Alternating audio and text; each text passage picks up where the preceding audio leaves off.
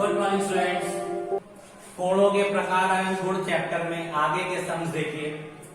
Sums का figure थोड़ा सा आपको लग रहा होगा कि कितना टफ है, कुछ नहीं होगा। ये सम बहुत इजी है। एक लाइन से दो लाइन के बीच में सम खत्म हो जाएगा। आप पहले सम्स को पढ़ लीजिए। यदि C E parallel to A B, C E हमने फिर बताया था कि ये पैरेलल का निशान होता है, तो बताने की दोबारा जरूरत नहीं है क्योंकि आपको मैंने अपनी पिछली वीडियो में बता दिया था कि ये निशान जो होता है ये पैरेलल का होता है। देखिए पैरेलल का मतलब समांतर। देखिए ये रेखा खंड जो है, ध्यान से देखिएगा, इस रेखा खंड के समांतर है। ये हमको सम्स में दिया है। क्या दिया है? दिया है हमारा सीई पैरेलल टू एबी।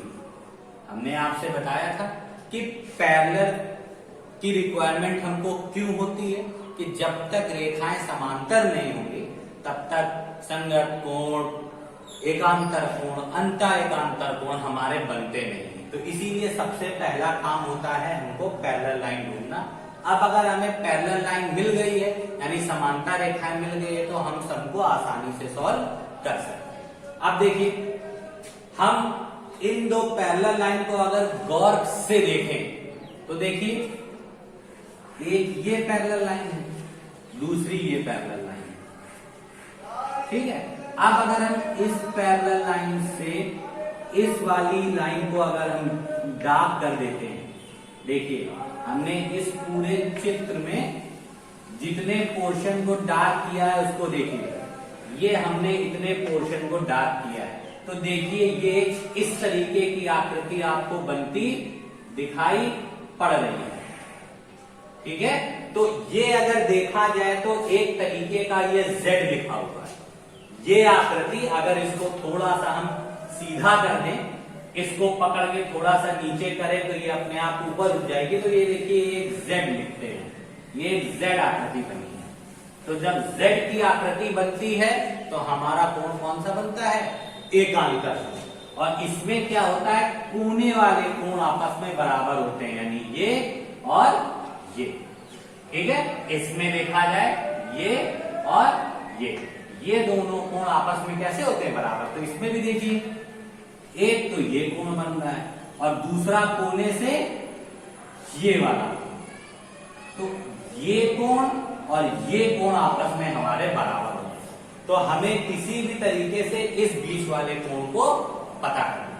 तो इस बीच वाले कोण को पता करने के लिए हम क्या करें? सबसे पहले इस कोण को हम क्या मान लें? x। फिर हम क्या लिखें? BCD। BCD एक सरल रेखा है। अब जब सरल रेखा होती है तो हमको पता होता है कोण BCD बराबर 180। इसको हम लोग रेखीय युग्म के नाम से भी जानते हैं। ठीक है। अब देखिए अब BCD किन किन कोणों से मिलकर बन रहा है? कोण BCA। अब इस A पे रोकिए पॉइंट को, ACE। और तीसरा E पे रुकिए, ECD।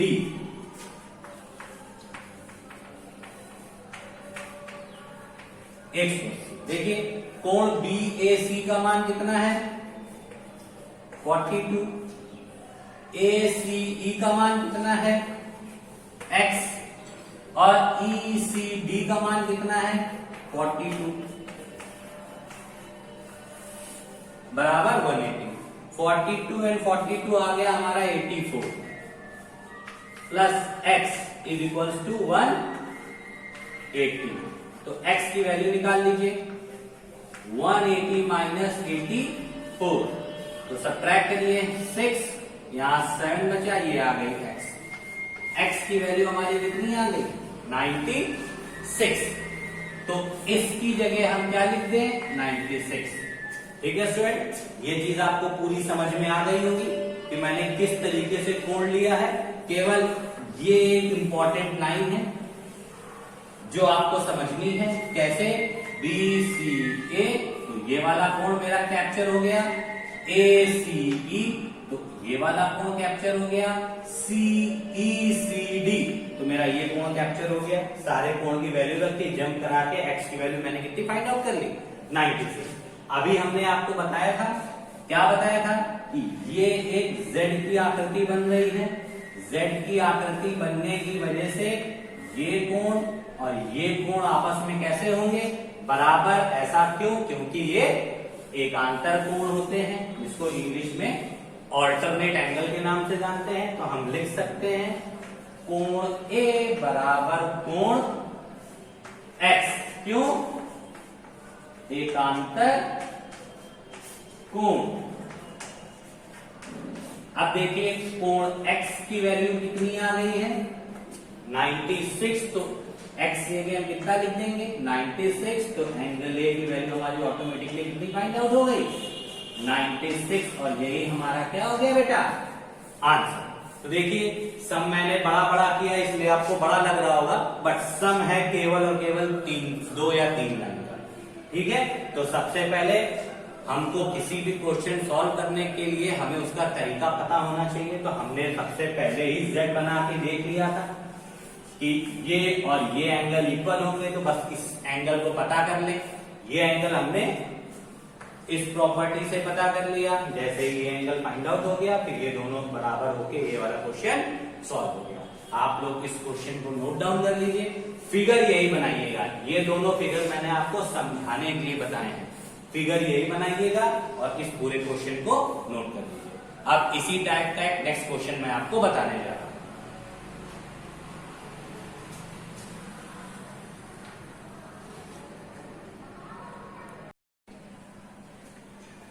ठीक है स्टूडेंट, दूसरा क्वेश्चन है आपका AB is parallel to CD। देखिए AB और CD एक दूसरे के पैरेलल है। AB and CD parallel. Angle EDC, angle EDC यानी ये वाला एंगल दे रखा 120 डिग्री।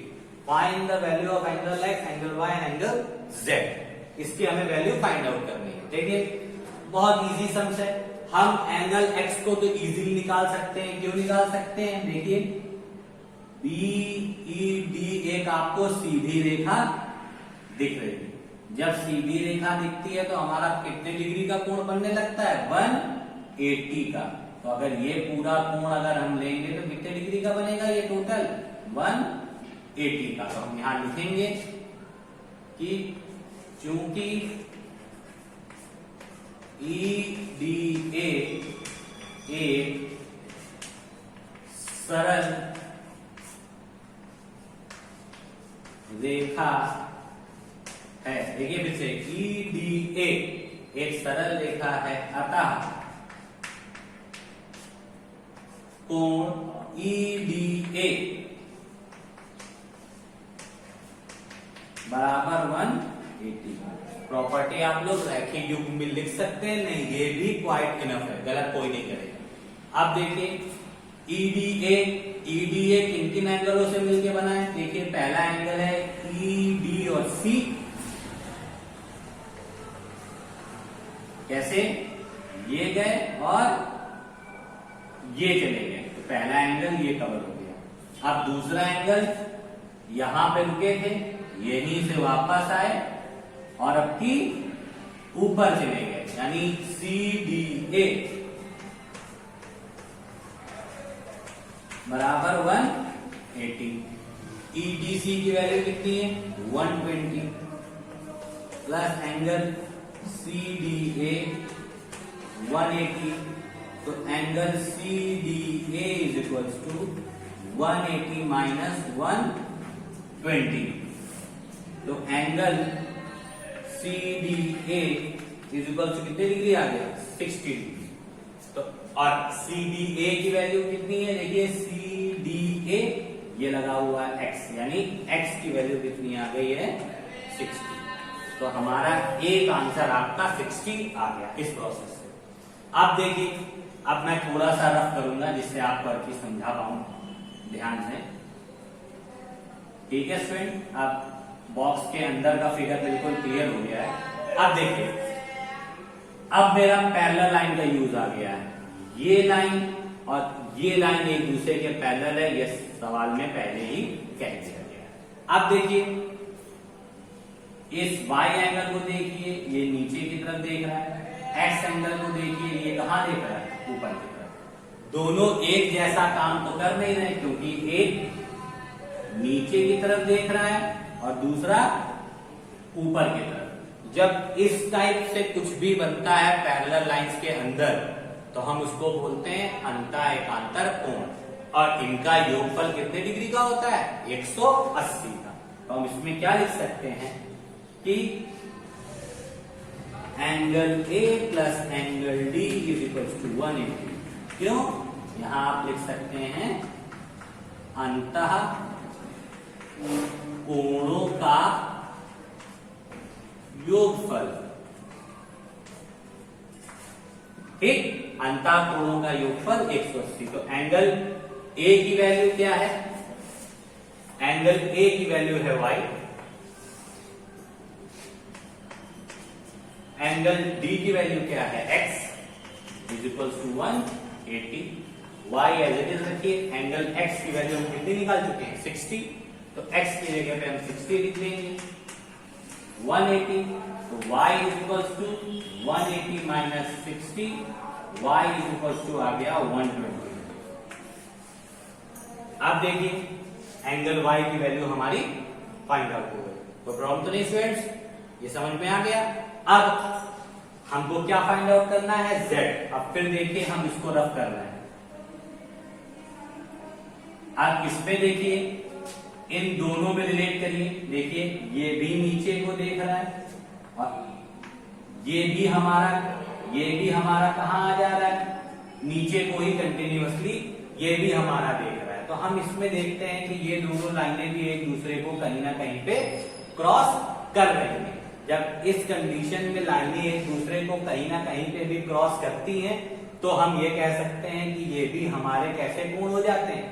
एक जैसा काम कर रहा है। ये भी हमारे कैसे कोण हो जाते हैं? हमारे संगत कोण। क्योंकि देखिए, ये भी नीचे देख रहा है और एज इट इज ये भी हमारा कहां देख रहा है? नीचे। जब दोनों कोण नीचे देखते हैं तो कोण कैसे हो जाते हैं? संगत कोण। यानी angle A is equal to angle B। क्यों? ये संगत कोण। अब इस कंडीशन में एंगल A की वैल्यू क्या है मेरी? y is equal to angle B की वैल्यू क्या है मेरी? z।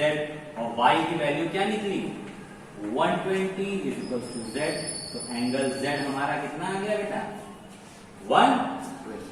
तो कोई प्रॉब्लम तो नहीं बच्चों? तो देखिए, अब हमने ये कैसे समझा? देखिए, ये भी नीचे देख रहा था, ये भी नीचे देख रहा था।